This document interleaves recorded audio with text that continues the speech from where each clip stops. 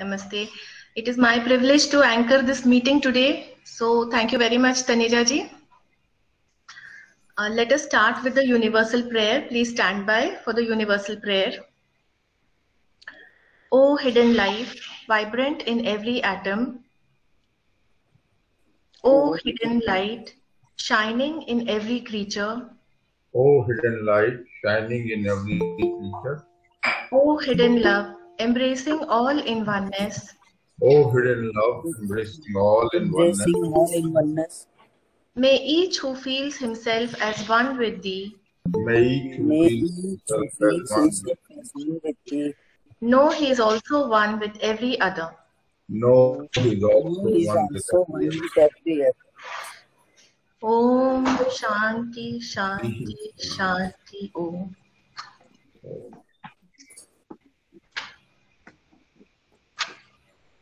Once again, namaste and welcome to all of you, dear brothers and sisters. So it gives me immense pleasure to anchor this meeting, and the topic of our today's meeting is the yoga of science applied in daily life. The science of yoga and daily life. And it gives me a lot of pleasure to introduce our speaker today, Sister Suvralina Mohanty. She is very well known in the Theosophic circles, and I share a very special sisterly bond with her. So I'm so glad to introduce her. Sister Suvralina, she is a MSc in mathematics and has a PGDM in HR management. She has more than 25 years of industry experience as a strategic HR manager, and also she has done a lot of R&D in training and development. She joined the Theosophical Society in 2003 at the Siddharth Lodge in Bhubaneswar, and she was introduced to TS by Sister Mitalini and Brother Pradeep Mahapatra. Later on, when she moved to Delhi in 2008, she joined the Shankar Lodge in the Delhi Federation. Then she relocated to Ghaziabad, and there she became the founder of Prayas Lodge. So that was one of a very commendable, I would say, her initiative to found a new lodge and the holistic development of children. In this, her membership of last 17 years, she has been a very active member of TOS. And she has been looking after this post of Regional Secretary of the Delhi region TOS. She has organized so many seminars. She has got also the privilege of delivering a talk in the TOS session at the International Convention of 2018. So I have seen her as a very enthusiastic and having a very positive outlook towards life. She firmly believes in the unity of life, and she leads her life that way, following the natural laws, the law of karma. And she observes her own self with this practical aspect of spiritual science. And of all her personal identities, she loves to be or prefers to be a theosophist first. So with this introduction, I would like to invite Sister Suvralina to inspire us with her thoughts on the science of yoga and daily life. Sister Suvralina. Thank you, Vibhaji. Thank you, Taneja ji, for organizing this and giving me a privilege to talk on this title.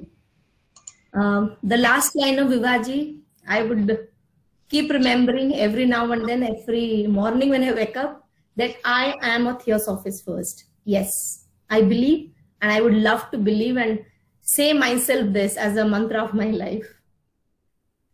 I'm privileged to talk on this title, Science of Yoga and Daily Life. I'm primarily referring the book Science of Yoga. So most of the terms or sentences I would be using or referring or reading out will be from this book, 80 to 90%, which you all have read. But let us read it together. Reading is really fun when we read together and we try to give our combined thoughts on that. It creates magic. That is my belief. So with that belief, let me try to take you all through some of the explorations which we should explore and also make it a habit in our daily life. So this book by I.K. Taimani is a very practical book, I think. It refers to the Yoga Sutras of Patanjali, which is a collection of 196 Sanskrit sutras on the theory and practice of yoga. We all know it was compiled by the sage Patanjali in India, who synthesized and organized knowledge about yoga from much older traditions. And it is the most translated ancient Indian text, which has been translated into about 40 Indian languages and 2 non-Indian languages. The text fell into relative obscurity for nearly 700 years from the 12th to 19th century and made a comeback in the late 19th century due to the efforts of Swami Vivekananda, the Theosophical Society, and others. Before the 20th century, history indicates that the medieval Indian yoga scene was dominated by the various other texts such as the Bhagavad Gita and the Yoga Vasishtha, texts attributed to Yagnavalkya and Hiranyagarbha, as well as literature on Hatha Yoga, Tantric Yoga, and Pashupata Shaivism Yoga. Consideration of 2 different traditions, namely 8 limbs yoga, which we call Ashtanga Yoga, and the action yoga, Kriya Yoga. So when we say there are these many sutras, what are sutras? The word sutram in Sanskrit means a thread. Just as a thread binds together a number of beads in a rosary, the underlying continuity of idea binds together in the outline of the essential aspects of a subject. The effort to discover the hidden thread of reasoning beneath the apparently unconnected ideas provides the clue to the meaning of many sutras. The necessity of struggling with the words and ideas and digging out the hidden meaning ensures a thorough assimilation of knowledge, and it also develops the powers and faculties of mind. So that is about the sutras. Now we all know, if I ask myself, if we all ask ourselves, what is yoga? What is yoga to me? As we know, the word yoga derived from yuj, meaning to join, literally means union. A living science to move towards an experiential reality where one knows the ultimate nature of the existence. The human soul, the Jivatma, a partial expression of the oversoul, Paramatma, the divine reality, has become subjectively separated after going through the evolutionary cycles. The state of unification of these two in consciousness, Jivatma and Paramatma, these two, when we unify in our consciousness, that is yoga. So yoga refers to a group of physical, mental, and spiritual practices or disciplines, which primarily, as I said, originated in ancient India. I'm going to pick up those sutras which I consider to be a part of my talk today in this 30-40 minutes, 45 minutes maximum. So I will pick up only a couple of sutras as per the time and as per the importance I give in the daily life. So let us first understand this first sutra. I mean the second sutra, but first sutra in this talk. Yoga Chitta Vritti Nirodha. Yoga is the inhibition, nirodha, of the modifications, vritti, of what?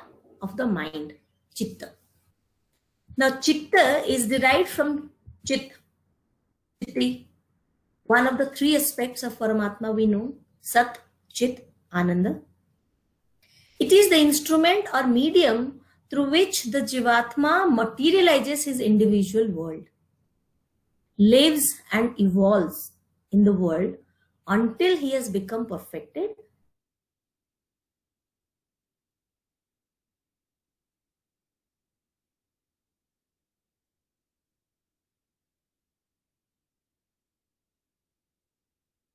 So vritti is a way of existing. It is translated as transformation, but in the context, the word functioning expresses to the maximum degree of significance. So vritti means just being there. Chitta and vritti. Now what is nirodha? This is derived from niruddham, meaning restrained, controlled, inhibited. Means inhibition or complete suppression in the last stage of yoga. Restraint at initial, control at more advanced stage. So first restraint, then control. It's like knowing and managing. I can't say I'll manage the house if I don't know where things are kept. I cannot manage myself if I don't know myself. So here comes this practical aspect of things.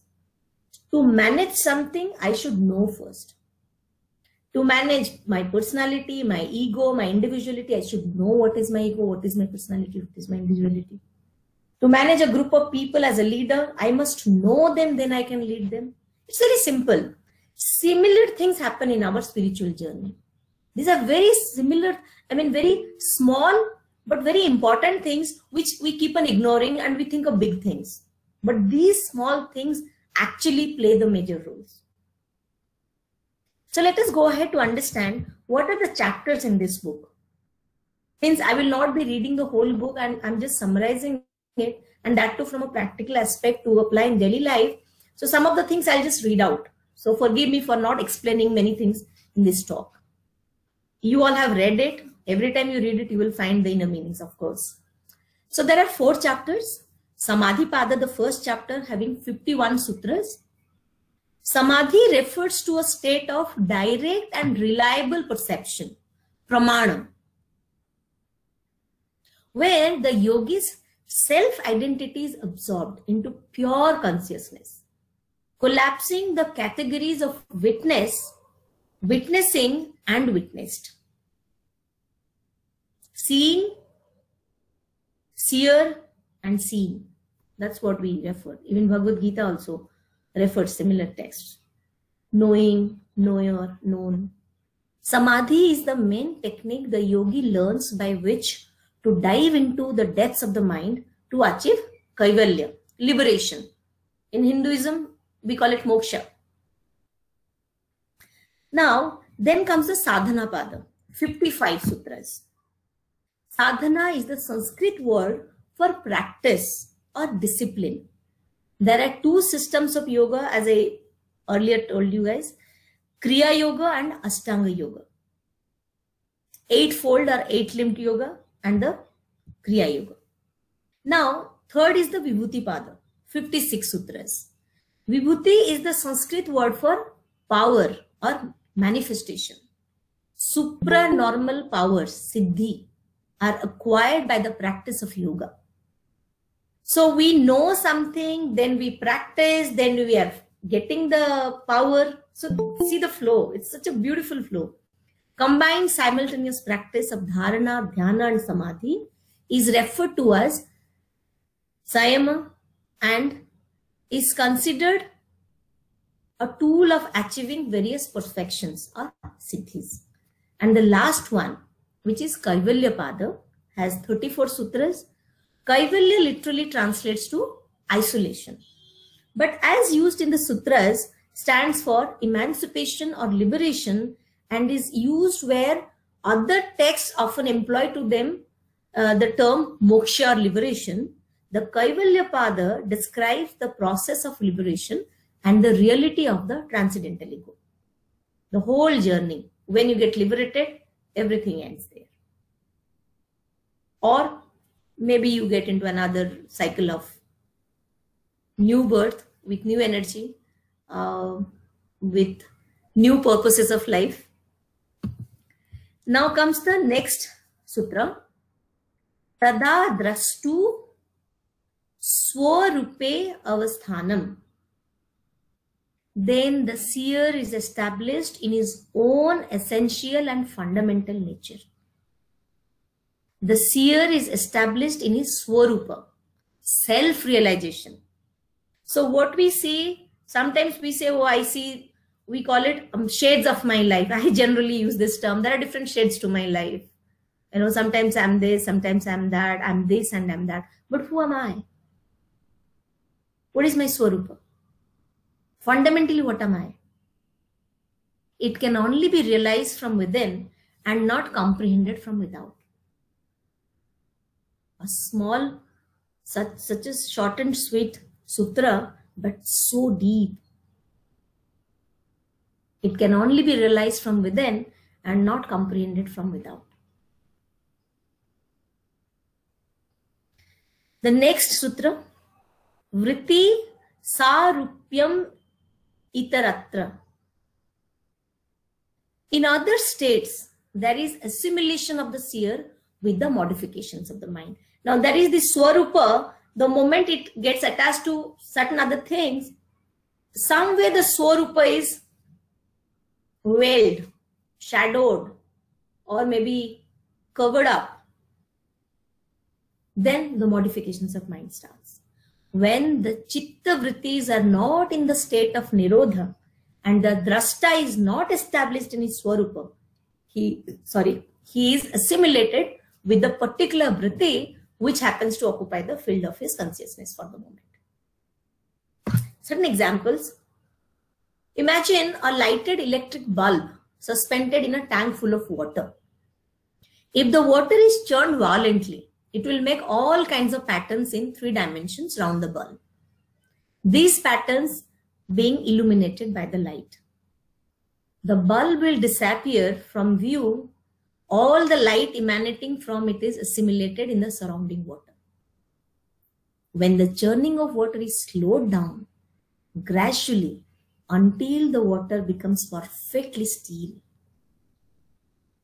the 3-dimensional patterns begin to subside and the bulb emerges into view. So when there is churning, there is chaos, we don't see the Swarupa. When there is stillness, calmness, composure, controlled, then it reveals. It emerges into view. When the mind comes to rest, the result is enlightenment. What are the modifications of mind? In those other states, when we are not in our Swarupa, there is assimilation of the seer with the modifications of the mind, we say, when the chitta vrittis are not in the state of nirodha and the drashta is not established in his Swarupa. So we have to remember this. Next comes 1 or 2 more sutras altogether I am taking. Vrittayaha Panchataya Klista Klista Pramana Viparyaya Vikalpa Nitra Smritayaha. The modifications of the mind are 5-fold and are painful or not painful. In relation to our feelings, they could be painful, pleasurable, neutral. Our ignorance caused by illusions makes us see pleasure in experiences which are potentially source of pain. In our inner eyes, when they are open, we would see the potential pain hidden with these pleasures. The control and complete suppression of the modifications extinguishes our lower life completely. Now, what are these 5-fold modifications? Pramana, right knowledge. Viparyaya, wrong knowledge. Vikalpa, fancy, imaginary things. Nidra, sleep. Smriti, memory. Now, when you come to Pramana and Viparyaya, all images which are formed by some kind of direct contact through the sense organs with the outer world of objects. Then coming to Vikalpa and Smriti, all images produced as a result of the independent activity of the lower mind which have gathered and stored in the mind. One is our sense organs, our perceptivity. And one is when we gathered up and store up things. We all know about Nidra. Mind continues to be active on its own plane, but its images are not reflected on the screen of physical, the brain, when there is Nidra, sleep. So considering all these 5 modifications, once we know them, now that we know them, how do I manage my sleep?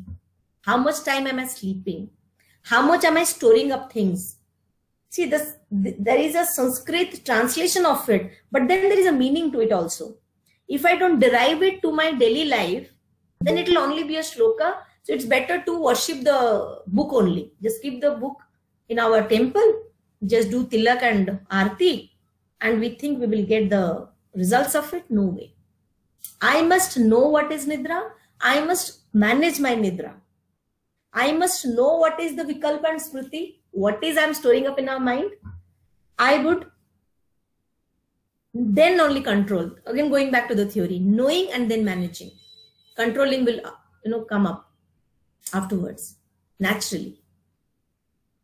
Moving ahead, taking another sutra, Abhyasa Vairagyabhyam Tar Nirodha. We all have read it in Bhagavad Gita also. Abhyas and Vairagya. Practice and non-attachment. Their suppression is brought about by persistent practice and non-attachment. Effort for being firmly established in that state is practice, abhyasa. Consciousness of perfect mastery of desires is vairagya, non-attachment.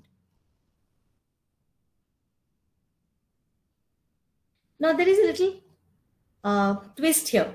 I would like to present my screen and show you so that you can see. I would have probably shared it in other forums. People would have seen it earlier, but let me repeat it again. There is always a beauty in repeating, recalling, reminding. So if it is visible to everybody, people can see, which if it is not visible to few, let me just read it again. Abhyasa and Vairagya are 2 of the most important foundation principles of yoga. Abhyasa means practice and Vairagya means non-attachment. Balancing these 2 companions is a key to spiritual life, allowing one to pursue the subtler meditation practices. If you can see, in this balance, there is a never give up and always let go. So practice will push me to never give up. I want to wake up early. I want to tell the truth. I want to be merciful, kind, conscious, considerate. So let me just practice it. I'll never give up this. Always let go. I'm holding on to never giving up. I'll not let it go. But at the same time, I'm also allowing to let go when it is attachment. 2 opposite things. Sticking to something, letting go something. But then there is a difference. What am I sticking to? What am I letting go? That is practice and non-attachment.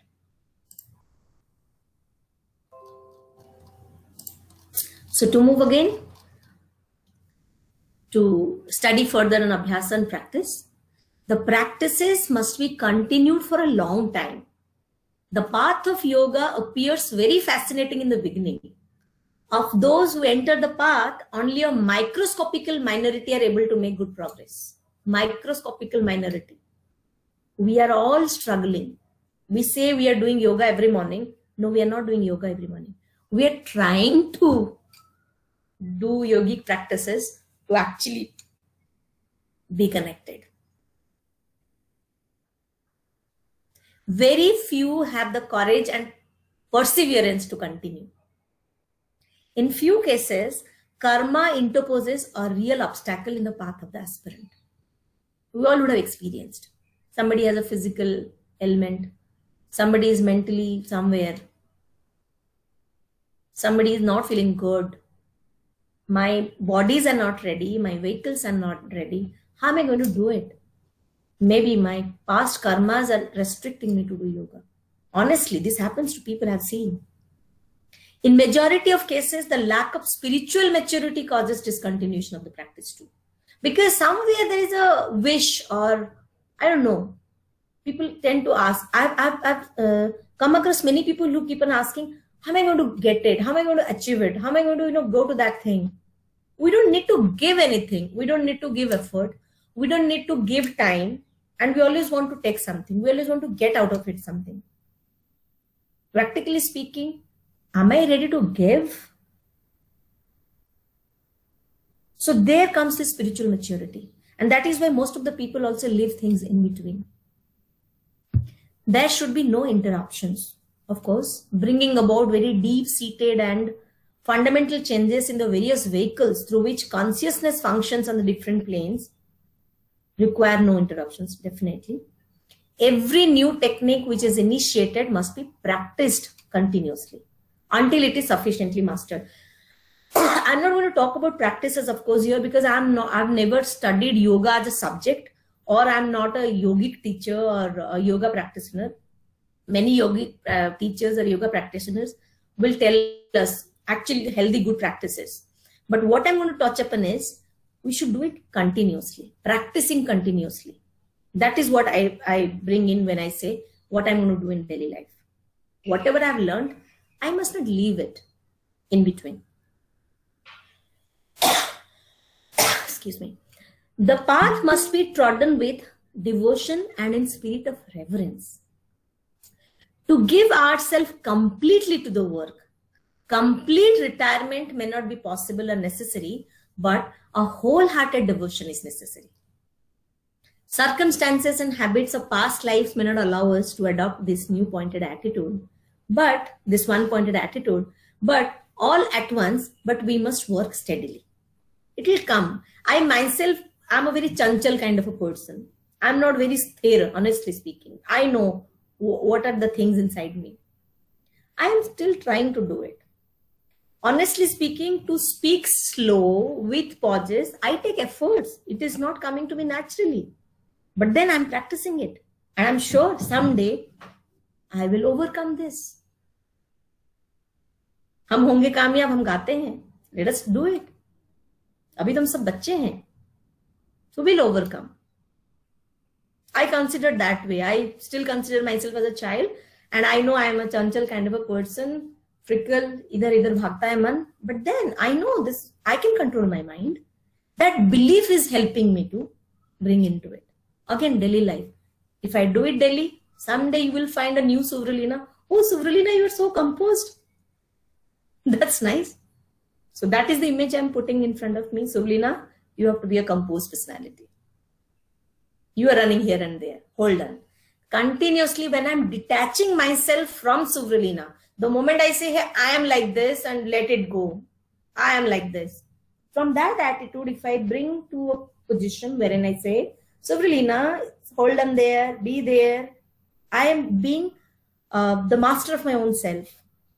I mean, this is how I believe. That's why I'm sharing. It might sound odd or awkward to many of you, but this is what I sincerely believe.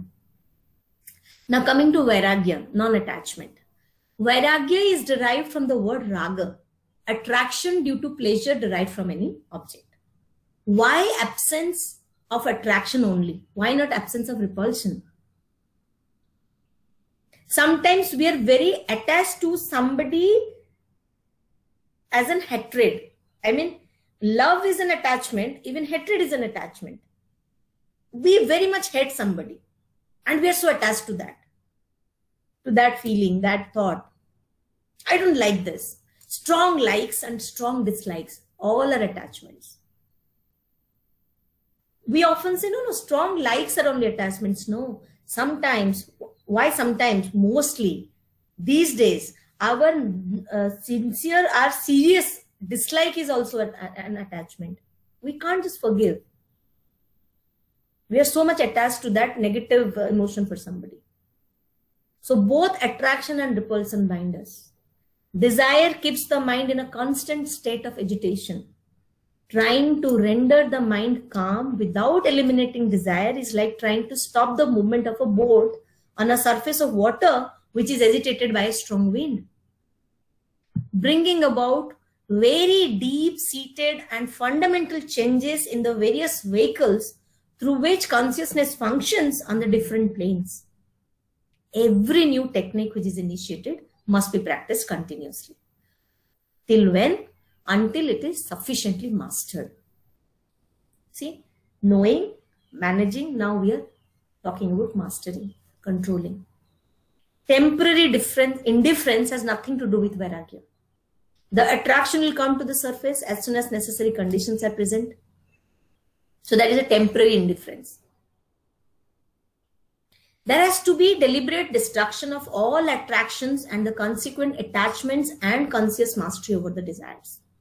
Real Vairagya is not characterized by a violent struggle with our desires. It comes naturally and in its most effective form by the exercise of our discriminatory faculty, Vivek. Awareness of our own lives.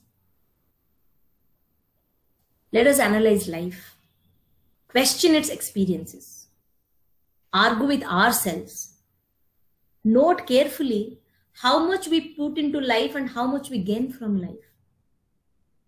When we become aware of the deficit balance, we shall start inquiring how our life could be more profitably reorganized. The wonders of a moral life, the wisdom of ethical values, the joys of self-control, the thrills of growth, the consequent suffocation of the egocentric little life. From the moment we start trying to become aware of our own lives, we are in the realm of practice and detachment, abhyasa and vairagya. It will come automatically to us. Then the mind comes under control.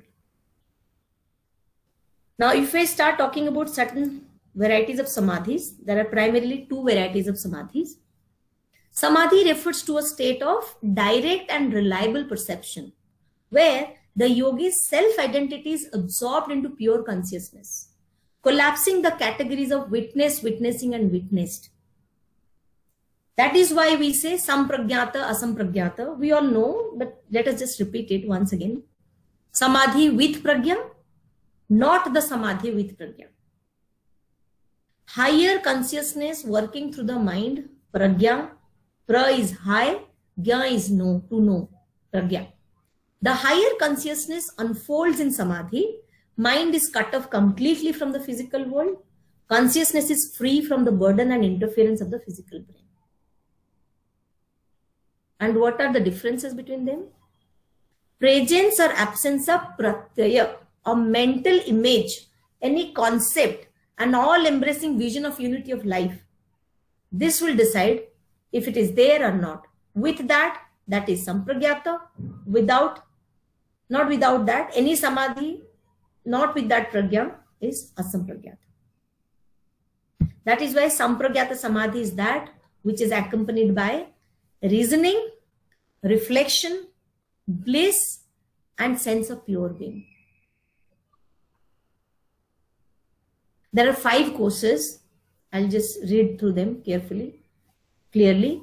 I had noted them. Anamaya, Arnamaya, that is physical. Pranamaya, vital. Manomaya, our mind. Vijnanamaya, intellectual. Anandamaya, bliss. The pratyaya or the content of mind will depend upon which particular kosha is active at a given time. In the model presented by Tamini, he follows the path of consciousness as it passes through Manomaya, Vijnanamaya, Anandamaya, and finally merges with the consciousness. And all these 4 successive phases of samadhi, which I said, they are called Vitarka, reasoning, Vichara, reflection, Ananda, bliss, Asmita, pure being. The correspondence between the koshas and the type of samadhi are made like that. And if we want to achieve that level, that state, the basic 4 qualities would be Shraddha, faith, firm conviction regarding the presence of the truth we seek within us. We are doing yoga, but we don't have faith. How will we achieve samadhi? Virya, indomitable energy, determination, courage, willpower. I know it will happen, but I will not leave it. I'll go. I'll never give up. Again, practice comes here. Smriti, memory, remembrance of lessons learned from experiences. If I just keep on going experience, I grow old and I say, hey, I'm 70 years old, or I'm 50 years old, or I'm 40 years old. I have more experience than you. But if I don't remember the lessons I bring from that experiences, there is no point. That is why I say, better I be a child, because at least I'll keep learning. I don't want to sound or behave experienced because I'm still learning. Because probably I'm on the path of journeying a learning life. The moment I say I'm experienced, I know all this. It's gone forever. Because it's not in the memory then. Samadhi pragya, high intelligence, state of mind for practice of samadhi. So when we want to progress day-to-day life, when we do this abhyasa and vairagya, all this cautious identification and how do we achieve things, what are those factors of progress? Degree of earnestness. A man of ambition, if he wants to rise to a position of power and influence, has to deal with the minds and attitudes of millions of men outside. But the yogi has to deal only with one mind. He doesn't need to bother about many minds outside. He has to just deal with one mind, that is his own. It is far easier to deal with one's own mind provided one isn't honest. Nature of the means adopted in pursuit of aim, mild or moderate or intense, it depends on the person who wants to achieve this yoga. Then there is self-surrender. Surrender to something bigger or higher. When my higher self is saying something to Subralina, if the lower Subralina doesn't shut up, keeps on chattering and doesn't listen to the higher self, and there is no surrender in herself, then Subralina, nobody is going to save you. Moving ahead. Tatah pratyochetana adhigammo apya antarayam bhavascha. Awareness turns inward and all obstacles disappear from this practice. As you know, inward and outward. There are two kinds of consciousness of dramatically opposite nature. You all have seen in the book, you all have read it. Let me just remind you once more with the picture. If we can't understand the text, sometimes pictures speak more than words.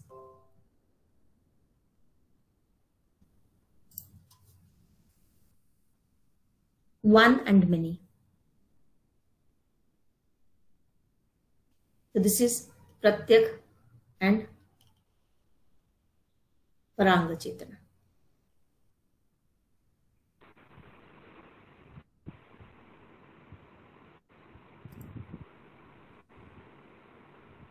Pratyak, as we saw, inward turned. Paranga is outward turned. Mind of ordinary individual is entirely outward turned. This is caused by vikshepa, distraction, the projection outwards by the lower mind of what is present within it at the center. The whole aim and process of yoga consists in withdrawing the consciousness from without to within. The ultimate mystery of life is hidden in the very center of our being and can be found only there and nowhere else. Then let us touch upon some obstacles. There are various kinds of obstacles. Impurities, disharmonies in the vehicles. As I said, somebody is sick, somebody is thinking a lot, somebody is emotionally, being foolish or behaving foolish. So impurities of any of our vehicle, any of the bodies. Weakness of character. Sometimes we are not very strong in our characters. We say something, do something, think something because we are not very strong within. A very strong character person will stand up for something, means will stand up for something.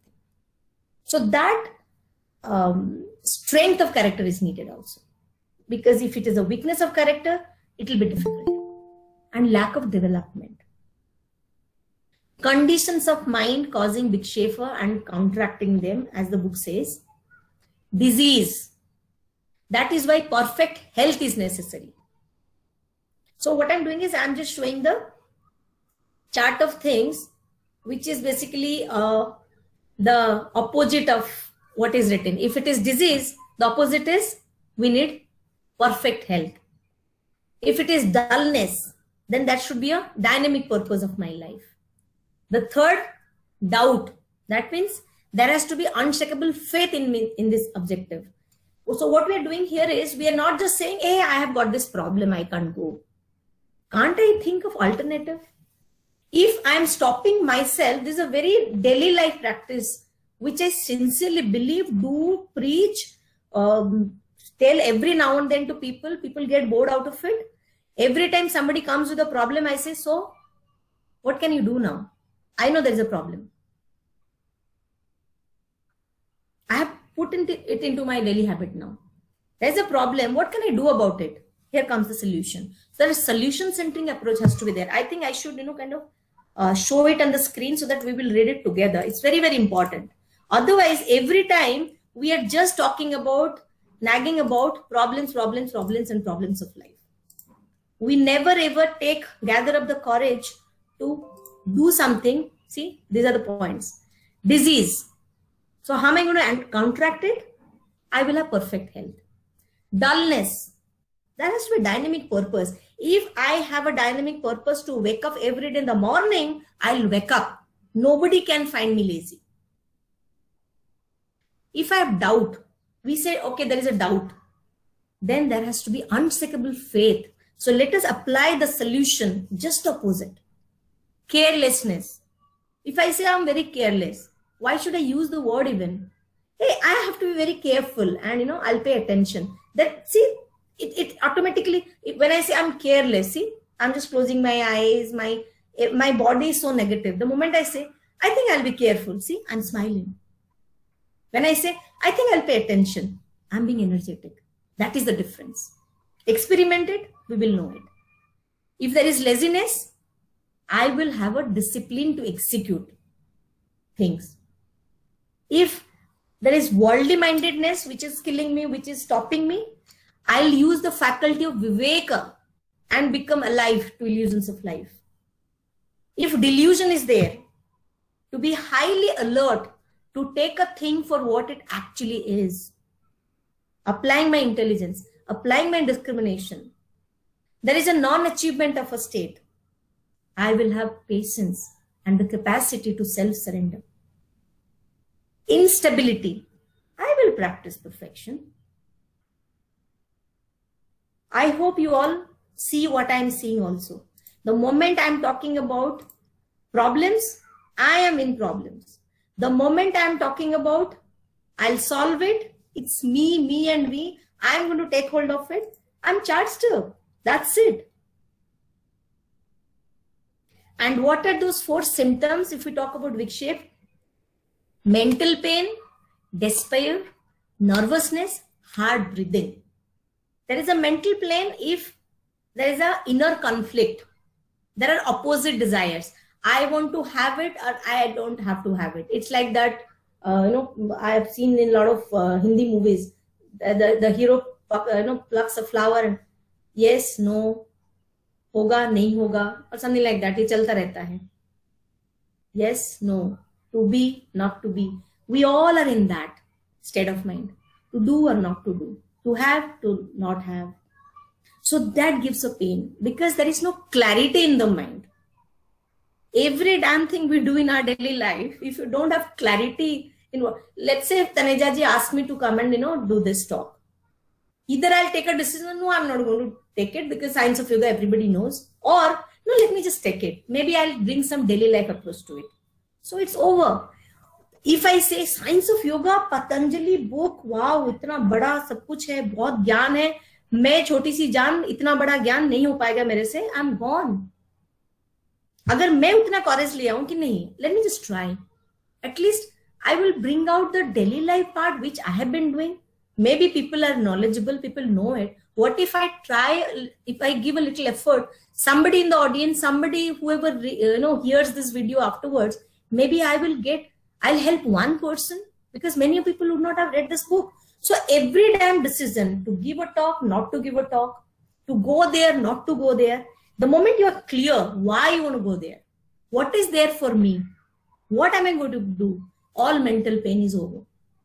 फिर आपको nervous भी नहीं लगेगा. मुझे nervous लग सकता था, nervousness आ सकता था कि इतने बड़े बड़े लोग आएंगे, सब पतंजलि सूत्र रट्टे मारे हुए हैं, सबको सब पता है, मैं क्या ही बोलूं. And I'm sure it would have given me a big mental pain. And this is the example I'm telling this. So there could be many examples in our life when we are between two different desires or two different actions, to do or not to do. That gives mental pain. So let us develop a sense of clarity in us.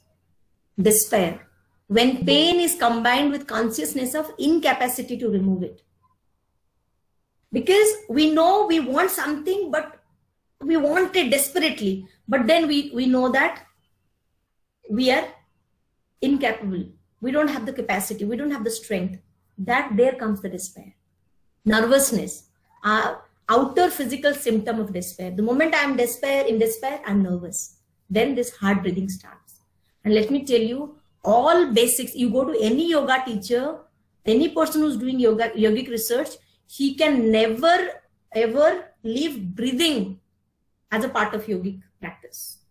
The very essence of our life, the very breath, the very source of our existence, the most powerful thing which we have all been blessed with, the very breathing. If we live that, there is no yoga. And what we are doing by all these symptoms of Vikshepa, we are killing that breathe. We are developing that anxiety. Our breathing is done, over. The mind becomes clarified by cultivating attitudes of the other stuff, opposite to all this negative which we are talking. Compassion, gladness, friendliness, happiness, virtues, all this stuff. But one of the greatest sources of disturbances to the mind is our uncontrolled reactions to our human environment, to what people do around us, to the pleasant or unpleasant conditions in which we get involved. Indifference to vice. This may appear to some as not in accordance with the highest ideals of spiritual life. This is not prescribed as a code of conduct for people in general who have become enlightened and are thus in a position to serve as spiritual teachers. This is recommended for the practical students of yoga who is an aspirant for enlightenment. Active work for spiritual regeneration of others comes after a person has gained at least a certain degree of enlightenment in himself. So the aspirant of yoga cannot frown upon the wicked, because that would tend to arouse hatred and have undesirable repercussions on his mind. He cannot show sympathy towards them because that would be encouraging vice. The only course left open is to adopt an attitude of indifference. And since we have been talking about two systems, I will quickly touch upon them. Kriya Yoga talks about niyamas, which are tapa, austerity, swadhyaya, self-study of scriptures, not just listening to somebody, self-study, reading those words, using my basic intelligence to understand that, swadhyaya. Ishvara pranidhana, devotion to God or pure consciousness, surrendering to something higher, as we have been saying. Tapaha, swadhyaya, ishvara pranidhanani, kriya yoga. Preliminary yoga, this constitutes this. Austerity, self-study, resignation to God. Then Ashtanga yoga, I'm not going to read the theory part of it, just to touch upon these 8. Yama, niyama, asana, pranayama, pratyahara, dharana, dhyana, samadhi. Restraints or ethics of behavior. Observance, physical posture. If I'm in a particular asana, then only I'm doing. So many people associate with that. So we will have some good behavior, good habits in our daily life. We'll observe these rules. We'll have a physical posture. In our school time, I remember many of the teachers would come in the class and see who's, sitting in the class with a lowering shoulder. No, everybody have to sit like this. When we straighten up ourselves, anyone in this audience who is sitting like this or sleeping, for a second, when you just straighten up your body and sit, you will see the difference. That is asana. All asanas start from there. A straight posture. Pranayama, control of the prana, the breath. We cannot just leave those things and talk about yoga. Pratyahara, withdrawal of the senses. Concentration, meditation, absorption, dharana, dhyana, samadhi. So in this whole world of space and time, human beings are the highest evolved being in the evolution cycle, as we have studied or observed so far. The physical universe is almost unbelievably larger than what it appears to our naked eyes. There are numerous solar systems, and our Earth occupies only an insignificant place. And we human beings are so tiny parts of this huge space. And we are so obsessed with the sense of self-importance. Where is surrender then? The whole space has absorbed all illusionary things to us, and we are nowhere. What is the real me? The real me has gone somewhere, and I am giving false importance to all the unnecessary things. And with time, it is infinite. This past, future of our endless expanse of the time period, or the vague and hazy conception of what lies in the lap of our uncertain future, we should take a pause and at least wonder what is all about. And for me, taking that pause is yoga. I breathe in, I breathe out. In between that in and out, whatever the pause is, the bigger the pause, the more yogic I am. This pause is yoga. I'll just like to show you one picture which I had downloaded from the internet and which appealed me. With that, I will conclude this, but I want all of you to just look at it. Let us not go by the grammatical error of things written here or the English part of it, but just look at the picture. Let me just read for others who are not able to see it. Yoga is not about executing the poses perfectly or having the best balance. Yoga is connecting with yourself. Yoga is like learning to breathe again. Or that moment when you jump out of bed in the morning, rush outside to do the Surya Namaskar, and you are blinded by how utterly brilliant the world can be. Yoga is taking a moment from your stressful, upbeat life and remembering that you are a soul. I don't like to read it as you have a soul, but I would like to read it as remembering you are a soul that needs tending to. So yoga is connecting myself with a higher, and my soul needs some tending. That is yoga for me in daily life. I hope I did justice with this hard topic with my whatever little knowledge I have and whatever I'm practicing. Thank you all for giving this opportunity. Thank you. Namaste. Subhralina ji, thank you so much. You have given us such a heartfelt talk straight from your heart and what you do yourself. It was very spontaneous and very inspiring. So I really thank you for taking the time to come here and sharing this topic with us. And it is true that, you know, people are very learned in this Patanjali's Yoga Sutra. But then to give your own experience, how you have applied it in your daily life and how others can do the same, that is very inspiring. Dear brothers and sisters, we have seen how Subhralina has touched upon what are the Yoga Sutra. They are the thread of union and help us to re-establish us in our true nature. But just by knowing those sutras or worshipping that book, we will not achieve that union. We have to know them, study them, then manage ourselves, and then master ourselves. So that is what is the application in our daily life. We know that the book contains the 4 paths, and it begins in the very first path with Yogasya Chitta Vritti Nirodh. That is what we are trying to achieve. But these modifications, the Vritti, the Panchaklesh, the 5 modifications are what are keeping ourselves from achieving that, the union. And how we can achieve that union, how we can do it in daily life. Subralina ji has so beautifully mentioned how to apply by Abhyas and Vairagya. Continuous practice, don't give it up.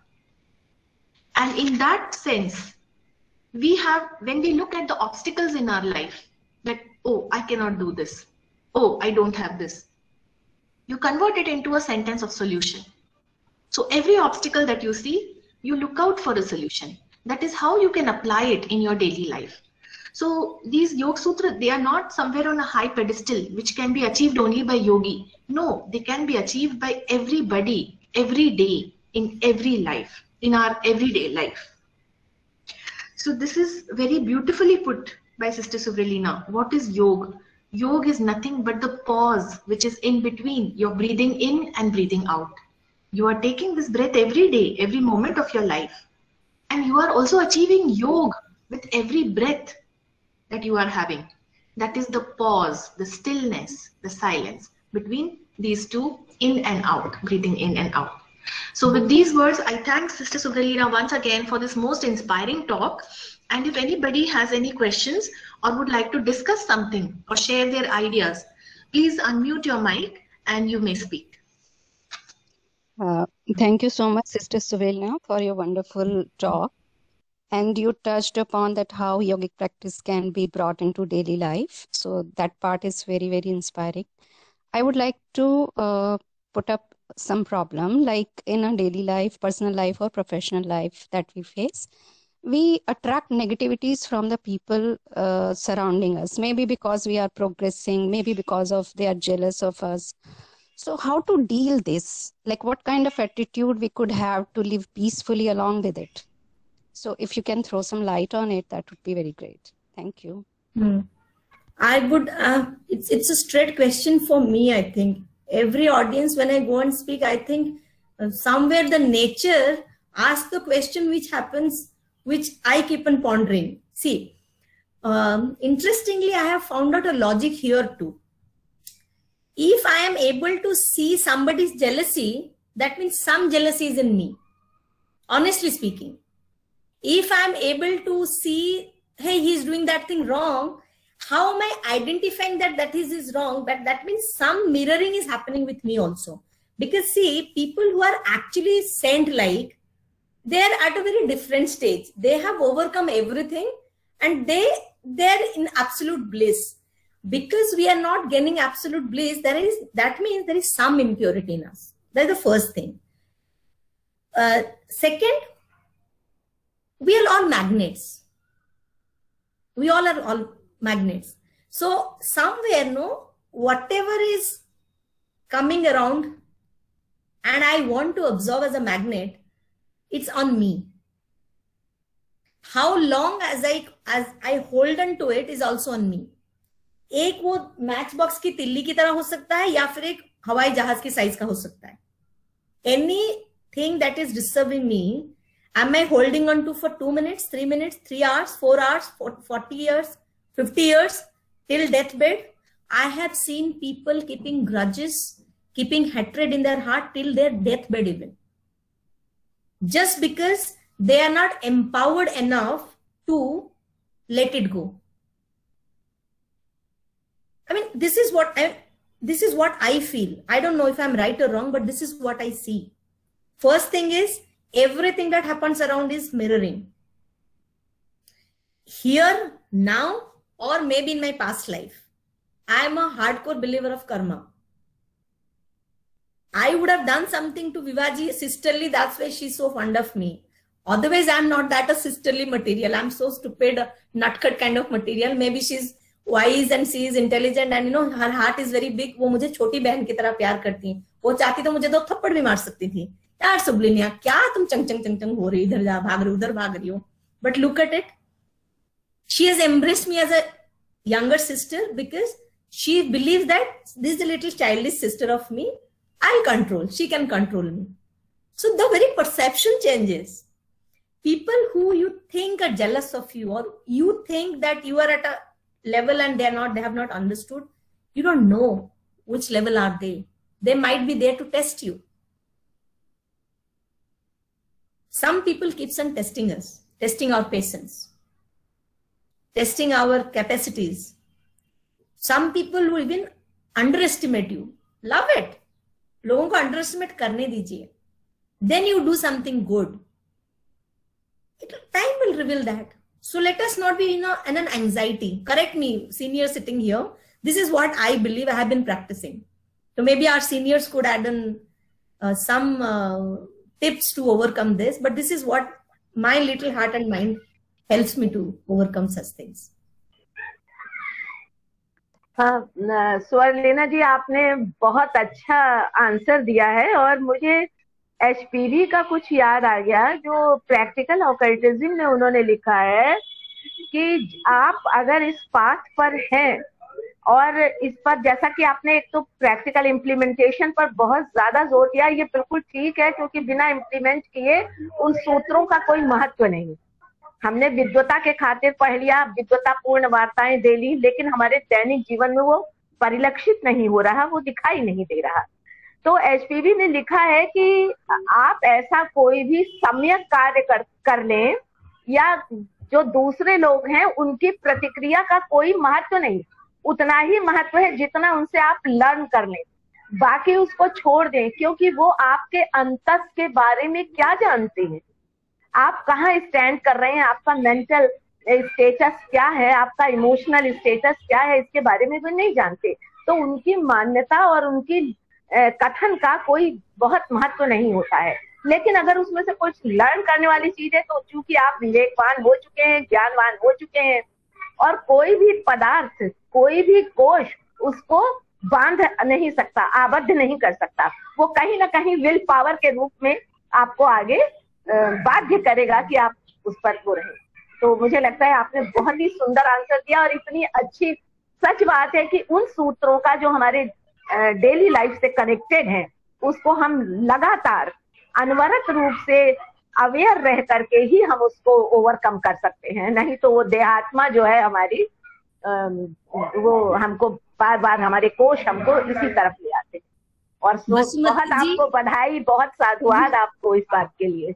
मुझे पता नहीं बधाई या क्या देना है मुझे. मेरा जीवन ही ऐसा है, जब मैं मेरे फैमिली में किसी के घर में जाती हूँ, किसी बच्चे को बदमाशी करते हुए देखती हूँ and I see that parents are complaining, मैं पहले पूछती हूँ आप मेरी मम्मा से जाके पूछ के आइए मैंने उनको कितना तंग किया.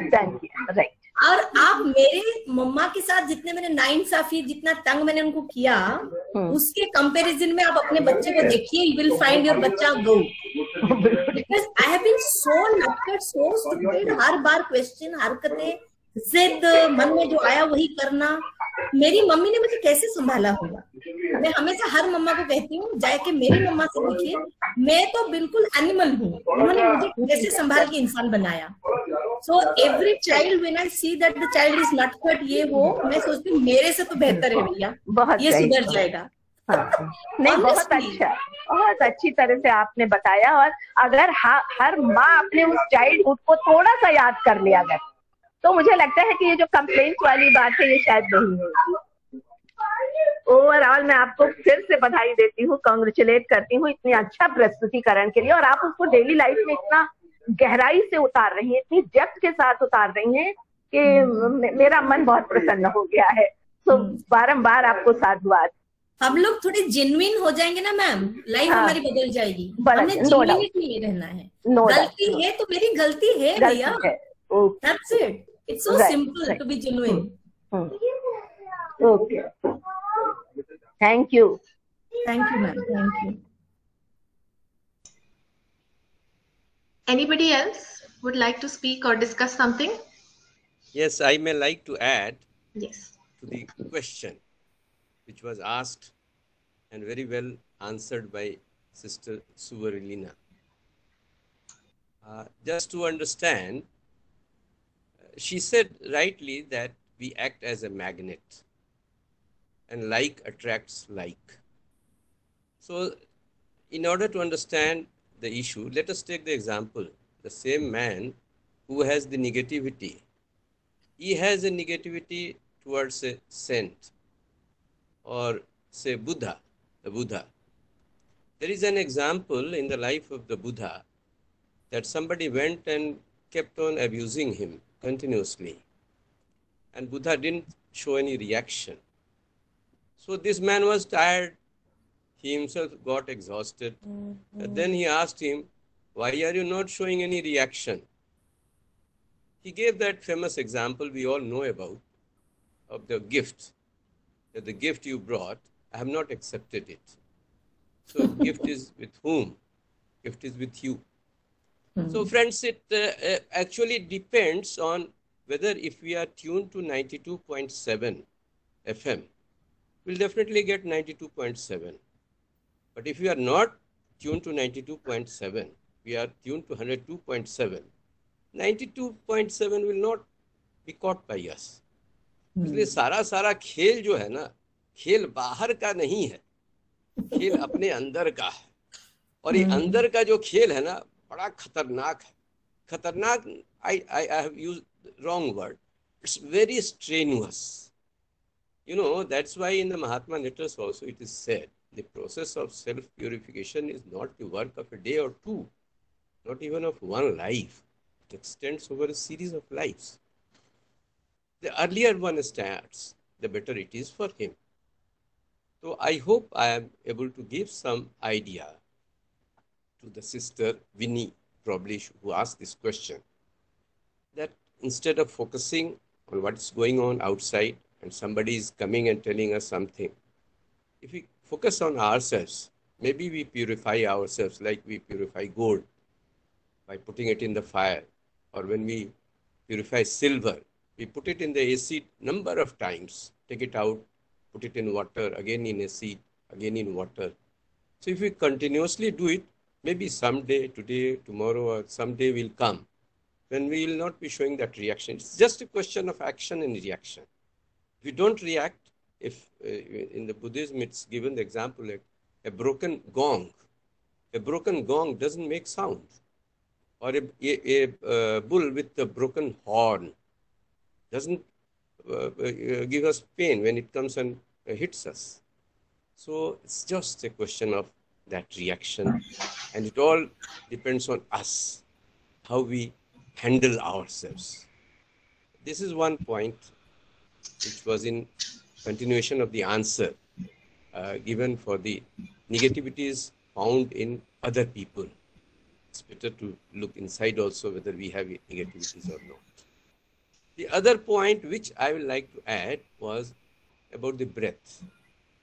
I have been asking this question continuously, how to justify it, that it is the really right thing to do. Because somebody tells us, breath ko watch kariye, watch the breath. Now I have been asking this question, how do I get convinced?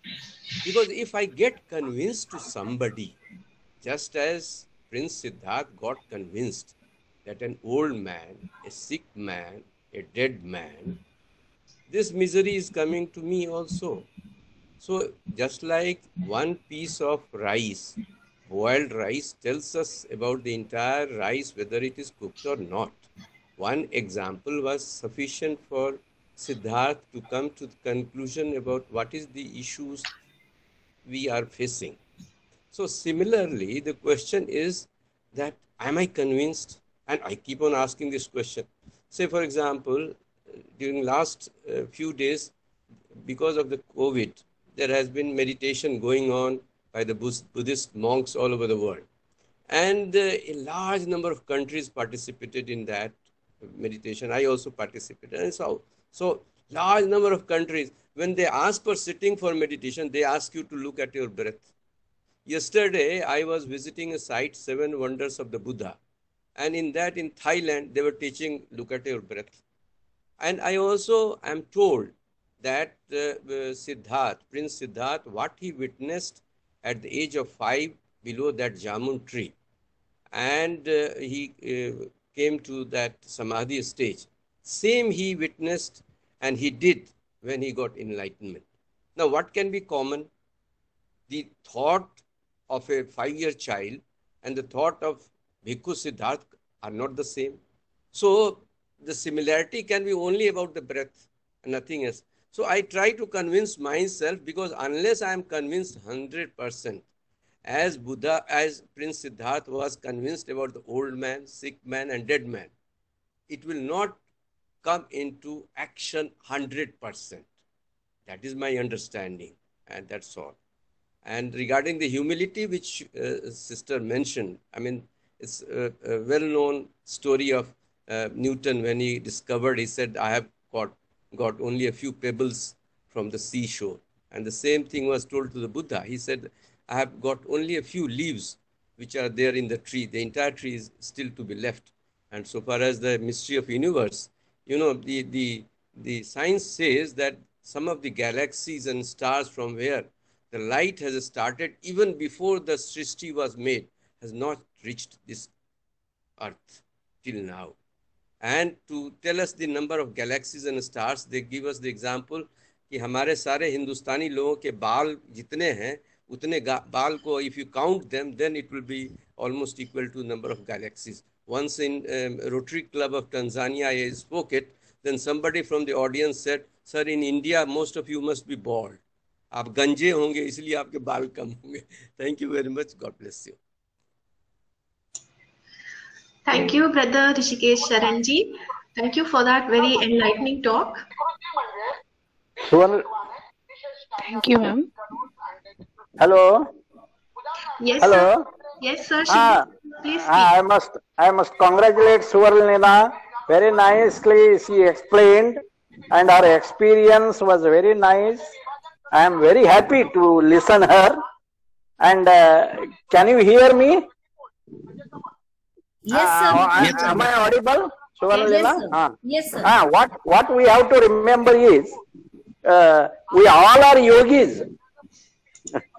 Yoga is to be realized. We are all are yogis because our physical, emotional and mental body is always united with the Atma, Buddhi, Manasa. So Atma is always with our physical body, Buddhi is always with our emotional body, and this higher mental is always with the lower mental body. Already you are a yogi. Only in this life we have to realize it. And that is what you have tried best to explain. How am I not yet yogi? And how can I realize this? That you explained very nicely. Congratulations for your explanation. Thank you. Thank you.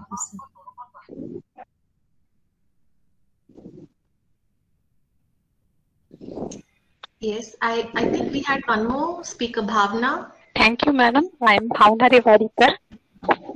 Yeah, thank you very much, madam, for your enlightening presentation. Today I feel too much energetic because in job I face too many negative persons. So today I feel that I am able to find out the solution how to face these types of person. Thanks a lot, ma'am.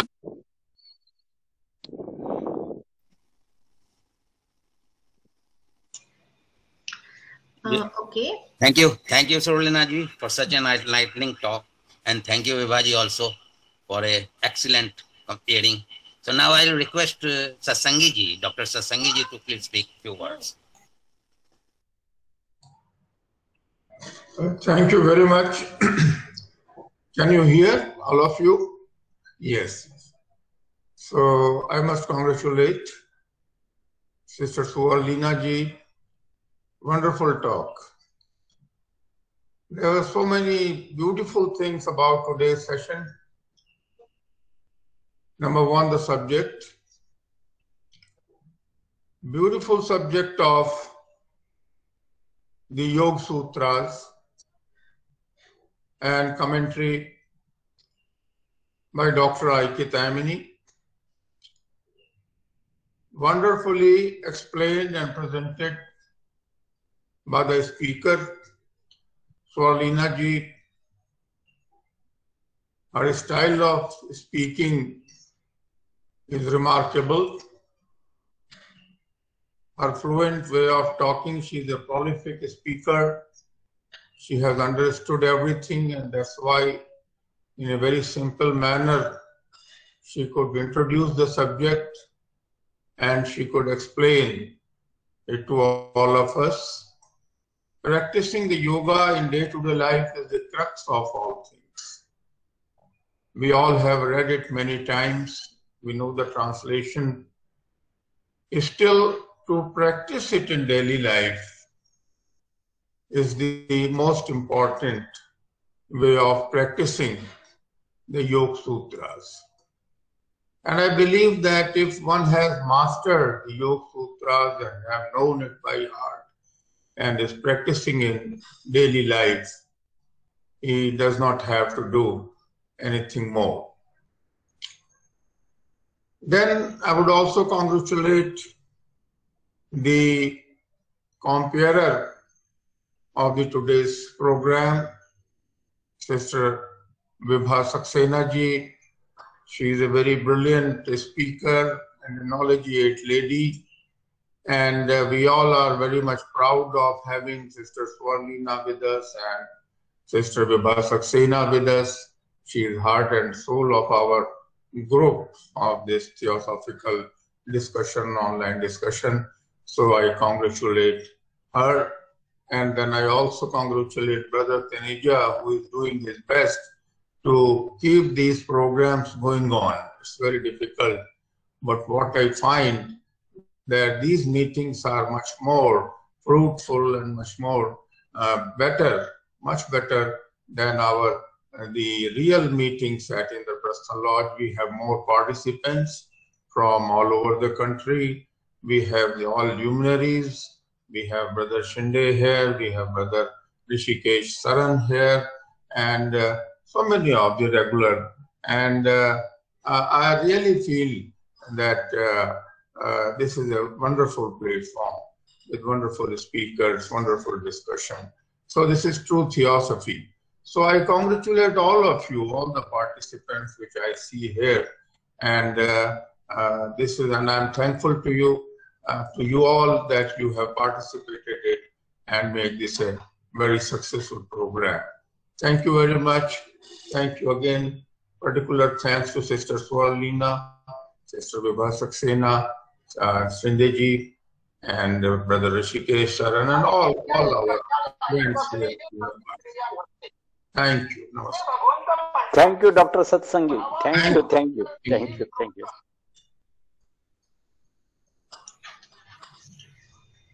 Thank you very much, Dr. Satsangi, for your kind words. And you are an anchor of the Indraprastha Lodge. So we really look forward to you being there and guiding us. Thank you, Brother Satsangi ji. Thank you, Saranji. So kind of you. Nice to see you. Yes, brother. Okay, Brother Taneja ji, with your permission, should we conclude the meeting Yes, now? please. You are today in charge. Okay. So everybody please stand by for the closing prayer.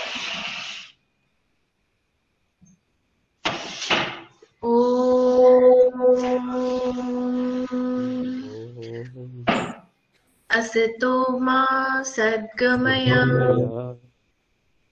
tamso ma jyotirgamaya mrityorma amritam gamaya.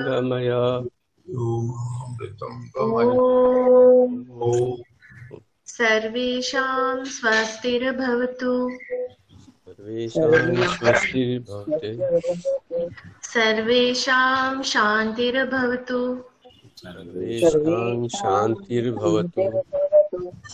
Sarvesham purnam bhavatu. Sarvesham mangalam bhavatu. Lokaha samasta sukhino bhavantu.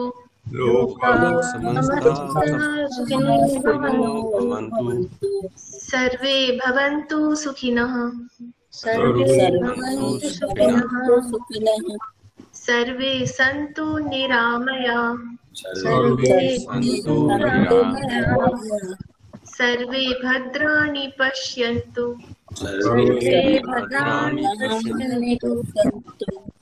मा कश्चित् दुःखभाग् भवेत्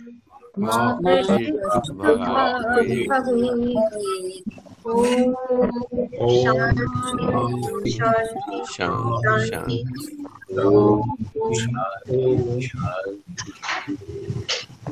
Thank you all for participating. Thank you. Thank you, Sarolina ji. Thank you, everybody. Thank you, everybody, for attending. Just I will add till next week, Pradeep Mahapatra ji will be giving a talk on the topic "Oh Hidden Life," which is based on various theosophical scriptures. So you all are requested to please do connect at same time. Thank you. Thank you, everybody. Thank you. So nice of you. Thank you.